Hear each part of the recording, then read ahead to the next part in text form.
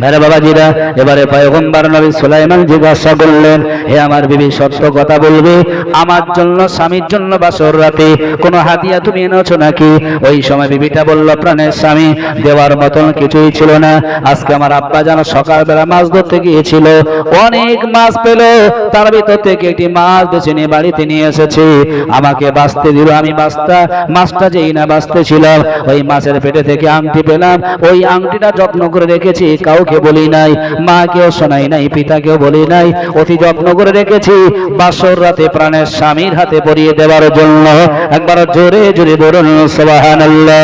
নবী সুলাইমান বললেন, বিবি কেমন আংটি যদি একটু দেখাতে। আল্লাহ নবী সুলাইমানের স্ত্রী হাতের আংটি দেখিয়ে দিল।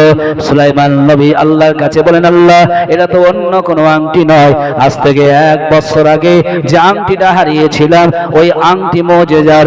আল্লাহ বললেন, হ্যাঁ নবী সুলাইমান, ওই আংটি তোমার কাছে আবার ফিরিয়ে দিয়েছি। নবী সুলাইমান হাতে পরিয়ে নিলেন। অনেক ঘটনা, লম্বা আলোচনা, সিংহাসনে যাবে, কিন্তু আপনার জ্ঞানী মানুষ সত্যি কথা বলবে। এখন সিংহাসনে কে রয়েছে জোরে বলেন তো দেখি। সিংহাসনে কে আছে? হ্যাঁ, নকল সুলাইমান পালিয়ে গেল। দেশবাসী চিন্তা করছে, তাহলে ইনি যদি নকল হয়, আসল সুলাইমান গেল কোথায়? ভাই বাবাজিরা, অনেক লম্বা আলোচনা, সময় আমি পেলে বলবো। তবে যে কথা বলতে চাইছিলাম, কোরআনের আলোচনা বলতে চাইছিলাম। আল্লাহ পাক রব্বুল আলামিন এই কোরআনের ভিতরে জানিয়ে দিয়েছে 4 পারার ভিতরে, ওয়ালা তাহসাবান্নাল্লাযীনা কুতিলু ফি সাবিলিল্লাহি আমওয়াত। আল্লাহ বলেছেন, বান্দারে, যে বাজার আমার রাস্তায় মৃত্যুবরণ করবে, বাল আহইয়াউন ইনদা রাব্বিহিম ইউরজাকুন, তোমরা তাদের মৃত্যু বলো না, নিশ্চিত তারা আমার তরফ থেকে 2 বেলা রুজি প্রাপ্ত। একবার জোরে জোরে বলুন সুবহানাল্লাহ।